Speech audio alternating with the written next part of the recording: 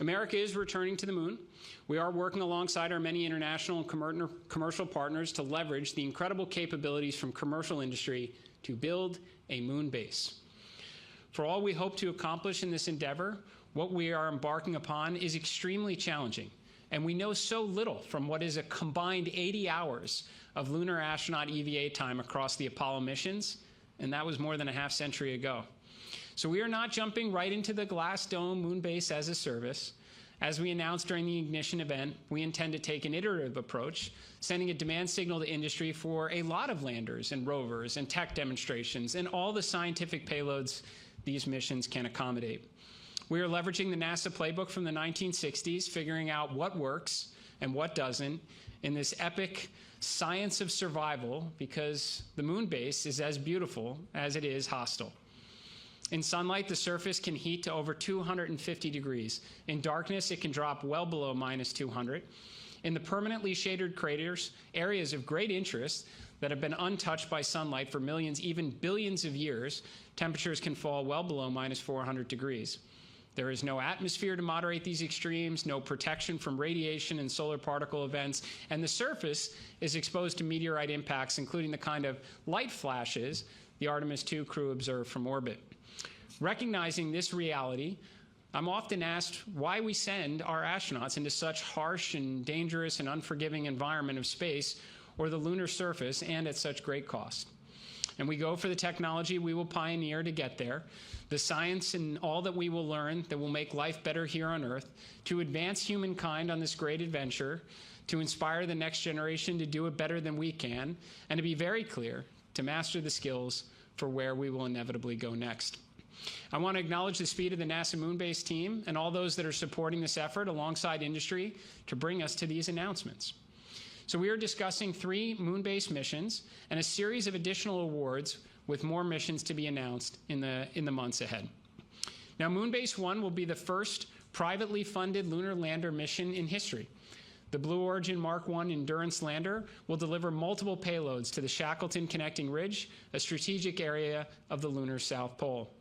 In addition to flying 2 NASA science payloads, SCALPs, a lunar retroreflector array, the mission objective is to demonstrate critical capabilities that reduce risk for the human landing system missions.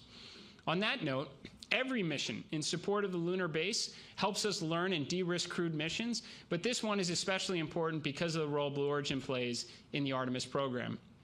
The target no earlier than launch date is the fall of 2026. Moonbase 2 will be the largest commercial payload delivered to the lunar surface ever, though in this Moonbase endeavor, we certainly hope to be breaking records on nearly every mission.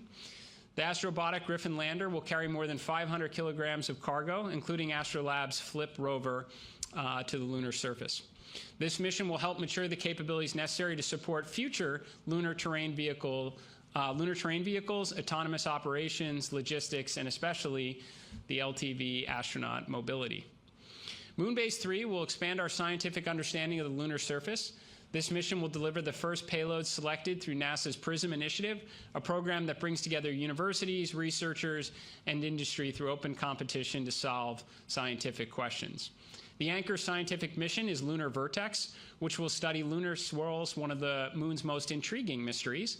Now, these unusual formations appear brighter than their surroundings, as portions of the lunar surface are somehow shielded from the effects of the solar wind. Understanding why they exist could improve our understanding of how the lunar environment evolves, how surface materials change over time, and how future infrastructure may perform in these extreme conditions. The Moonbase 3 landings will also deliver payloads from ESA and the Korean Space Agency, demonstrating that the future of lunar exploration is an international effort. Moonbase 2 and 3 are targeted to launch before the end of 2026. Now, these represent the first of more than a dozen missions we expect to announce through the balance of this year as we return, build the base, and never give up the moon again. And as mentioned, just like in decades past, we are taking the world along with us, though this time, and eventually through the power of orbital observation and communication satellites, we will do so with impressive detail on the Moonbase website, which launched, I believe, in the last hour. The website will be a central hub for announcements, for mission updates, for imagery, video, solicitations, and procurement awards, and all the latest breakthroughs from NASA industry and academia. Now, just as the world paused to take notice of Artemis II and its historic mission, this website and all the associated moon-based missions will inspire students, instill curiosity, promote internships, and encourage them to work in industry as scientists, engineers, pilots, and astronauts to build hardware that will go to the moon and to control it from Houston. Perhaps even themselves to walk on the lunar surface as they grow up and carry the fire during the golden age of exploration. So for those waiting patiently, the grand return is close at hand, and we will not slow down. We are moving with the competence and the purpose to accomplish the missions that only NASA is capable of achieving, and we are really just getting started. And now I'll hand it over to Dr. Lori Glaze.